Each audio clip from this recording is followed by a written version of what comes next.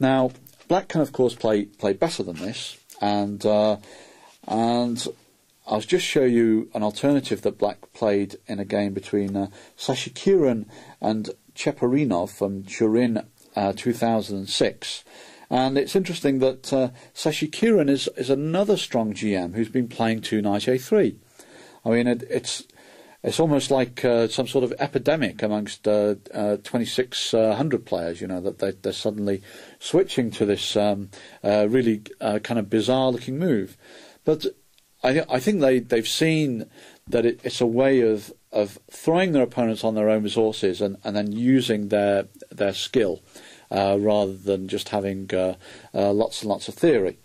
So after g3, black played the move knight c6, which has a real threat of playing knight takes e4. I mean, white is going bishop g2 anyway.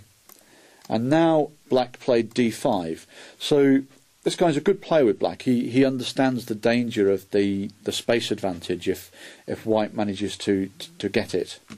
E takes d5, knight takes d5, and the position we actually get here, knight f3, is similar to some lines of a King's Indian, but in which white has gained a lot of space compared with what black would have in a King's Indian, because black, first of all, he's black, and so he starts with the second move, and then he also played the pawn from d7 to d6, and only then to d5, so he lost another tempo. So knight f3, now he played bishop out to g4, and white played h3, and black gave up the bishop pair. He's hoping to get a solid, reliable position anyway, but this bishop pair will always count for something. Black played e6, all very solid. White played d3, black went bishop e7, and white castled, and black castled.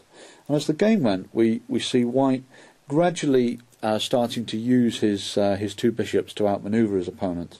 Queen e2, queen d7, bishop d2, rook a to d8, rook a to d1, slightly better for white because of the 2 bishops.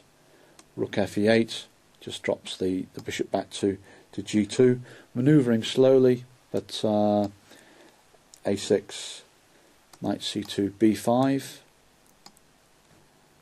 and white plays a3.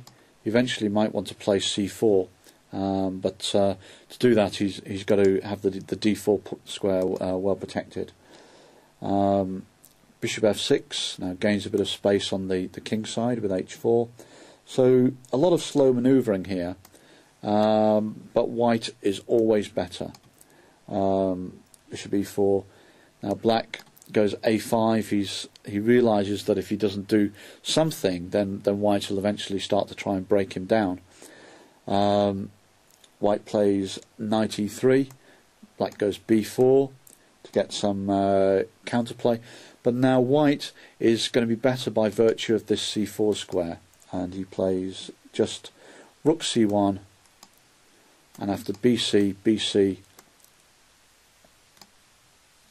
a4, he just went rook c2, and this knight is coming to c4, and white is better, not stunningly better, but he's always got a small advantage in this type of position, and white in fact went on to win eventually after quite a tough struggle.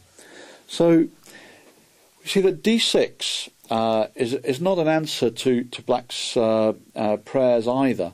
White has got this plan with going c3 and g3, trying to build up a broad pawn centre, and it looks like a small advantage to me.